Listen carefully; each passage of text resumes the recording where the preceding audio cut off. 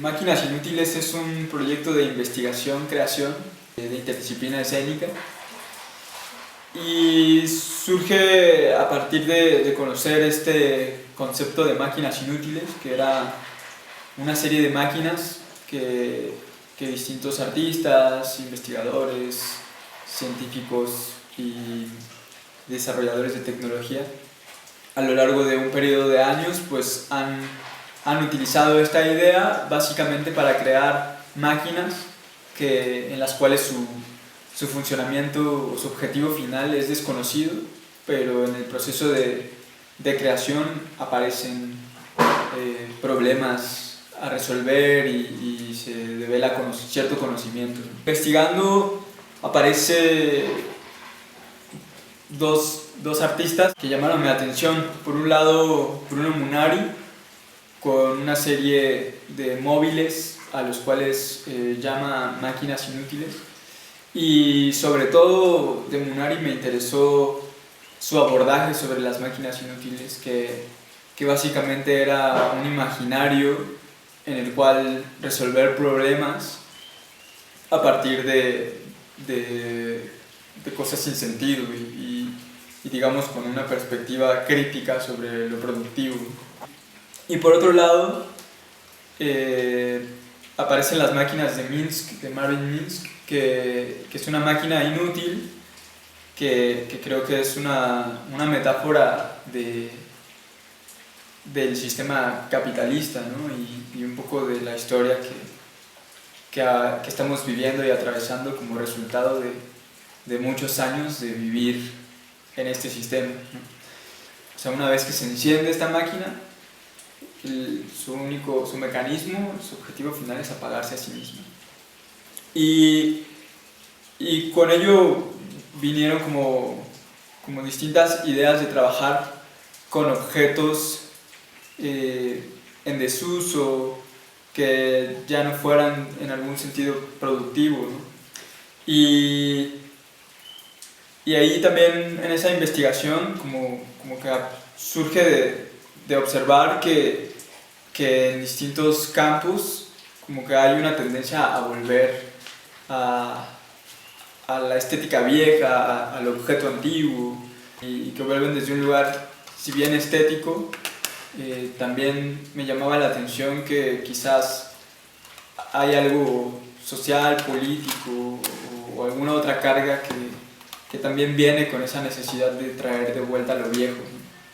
Como una nostalgia como persistente en la manera en la que nos relacionamos con la vida y en el tiempo, ¿no? En el transcurrir del tiempo. Particularmente en lo sonoro, en los últimos años ha vuelto, ¿no? como la posibilidad de la utilización del cassette, de la cinta magnética y de los reproductores de cassette que generan una estética vieja, ¿no? Un sonido con mucho ruido, con el ruido que proviene del propio mecanismo, de la propia máquina, y a su vez que pierde como calidad, ¿no? Toda esta estética de lo lo-fi. Si bien geontología es un concepto que expone Derrida, a mí me interesa desde la perspectiva de Mark Fisher, ¿no? Un teórico musical que bueno, desde su lugar establece una crítica muy fuerte hacia la tecnología y cómo esta también implica, ¿no? en la música y en otros panoramas estéticos, políticos, sociales. Y este acercamiento de Mark Fisher a la geontología, él se lo carga mucho a la tecnología, a cómo la tecnología constantemente está sosteniendo un fantasma que va cargando una serie de espectros. Esta idea de geontología me hace mucho sentido a la manera estética en la que solemos regresar al pasado, Y Mark Fisher habla desde este lugar de una nostalgia constante por los futuros perdidos, ¿no? Como por todo aquello que en algún tiempo era una posibilidad y que con el transcurrir del tiempo no termina por acontecer y se queda ahí en ese lugar de lo posible. Eso que nunca se materializó de alguna manera está contenido en estos objetos y en estas estéticas y en estas modas, ¿no? Está desde su lugar negativo, es decir, desde su no objetualidad, desde su no concreción, pero está inmanente ahí, está cargado de eso que fue posible. ¿Cómo esto puede contar la historia que asentó los momentos que ahora estamos viviendo, ¿no? Es decir, lo que hoy vivimos está lleno de los fantasmas, de los espectros, de las agencias de estos objetos. Y eso llamó mi atención al grado de pensar que había un interés por volver, ¿no? a narrar desde ellos. Y empecé como una búsqueda por obtener algunos objetos en desuso, y muchos de ellos inclusive descompuestos, pero también abrió toda una investigación sobre cómo estos objetos, como objetos con un potencial sonoro, pueden ampliar y pueden crear una dramaturgia sonora. En esta búsqueda por ampliar como el registro o por expandir la posibilidad sonora de estos objetos, me ha llevado también a reflexionar sobre los sistemas, ¿no? Estas máquinas como sistemas, como las máquinas de Minsk, qué posibilidad tienen, ¿no? de abrirse, de qué manera pueden alterarse, pueden modificarse, pueden repararse.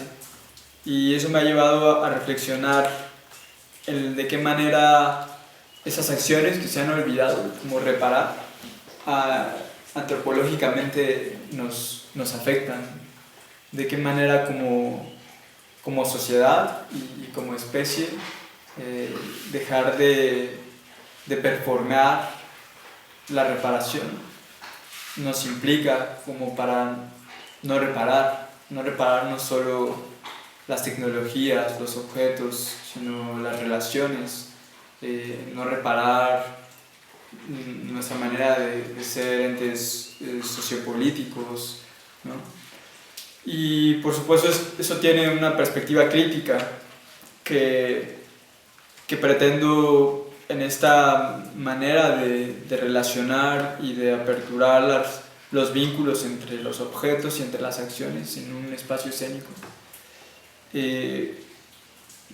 Cómo contar o cómo escribir o cómo presentar una historia que esté contenida en estos mismos objetos y que estos mismos objetos puedan plantear. Eso ha sido un reto, o eso está siendo un reto, ¿no? Cómo tejer una cierta dramaturgia entre la historia de los objetos y su contenido. La imagen sonora es un concepto que me interesa mucho porque justamente ocurre en el campo psíquico.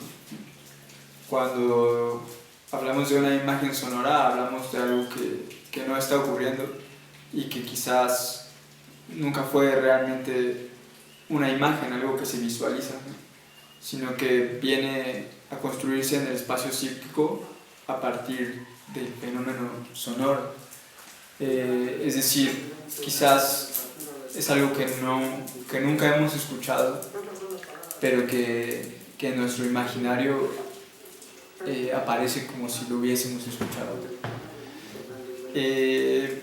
Me interesa mucho este campo psíquico que puede generarse en las relaciones entre la forma y el contenido, entre el objeto como medio y el objeto como narración, como historia, ¿no? Como documento, que puede venir al escuchar de nuevo el gis o los motores de estos aparatos, ¿no?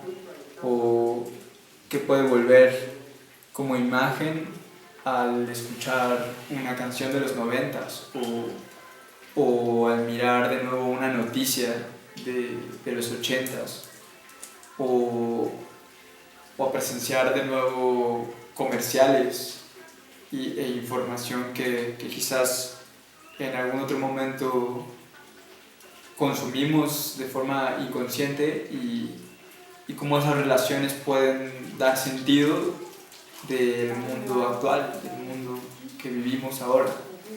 Y creo que de eso va esta intención por explorar o investigar la geontología desde un espacio escénico, dramatúrgico, interdisciplinar e intermedial, ¿no?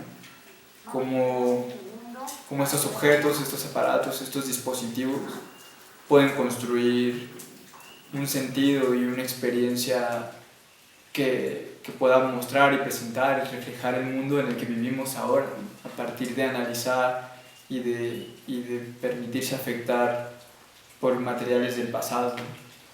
¿Cómo puede develar o cómo podría develar esto fantasmal, esto espectral que se contiene en estos aparatos y en estos sonidos y en estas imágenes nostálgicas, ¿no? Ontológicas? Encuentro muchas otras reflexiones en las máquinas como metáforas, ¿no? Como metáforas de un sistema de organización, de engranaje, de distribución de la información, de acumular o de sobreponer algunos de estos objetos entre sí o sus contenidos, ¿no? De qué forma se relacionan y cómo esto afecta, ¿no? ¿Cuál es esta relación con el ruido como este espacio de no conciencia o de no atención, ¿no? Que es muy interesante sobre esas relaciones, ¿no? entre el ruido y la producción y el capitalismo como un sistema de organización en el cual hay una sobreproducción de información, hay una sobreproducción de objetos, de aparatos, de máquinas cargadas de estos espectros que carecen de nuestra atención y que lo convierten en ruido, en un cúmulo de información que no nos es interesante y quizás no nos es necesaria y que desechamos por completo. Y me parece interesante ocupar este espacio de investigación artística y creativa para poder mirar y para poder reflejar de alguna forma de cómo nos relacionamos con los objetos, de cómo nos relacionamos entre cuerpos, ¿no? Entre estos cuerpos inmanentes llenos de todo este rango o de toda esta agencia afectiva que contenemos. Y por supuesto todo eso tiene que ver con lo performativo, con lo performático, con quizás encontrar estos espacios de cruce entre la manera de relacionarse, pero también de accionar en el mundo.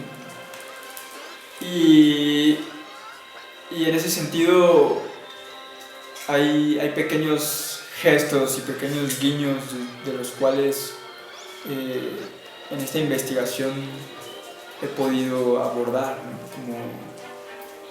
como la relación que hay con las pequeñas perillas o botones o mecanismos que generan una sensación muy distinta al operarlo que operar una pantalla touch o teclear en una computadora, ¿no? Hay como mucho de lo táctil, ¿no? De lo performativo, de indagar en el mecanismo, desde la posibilidad de tocar, pero también de escuchar y de sentir cómo opera, ¿no? Creo que hay mucha información ahí que de alguna manera me ha vuelto a otra época, ¿no? A otra manera de percibir que de alguna forma creo que había olvidado, ¿no? En un proceso tan cargado de digitalización como el que hoy en día vivimos. Hay algo sobre lo temporal, ¿no? Ha abierto mucho una reflexión sobre el tiempo.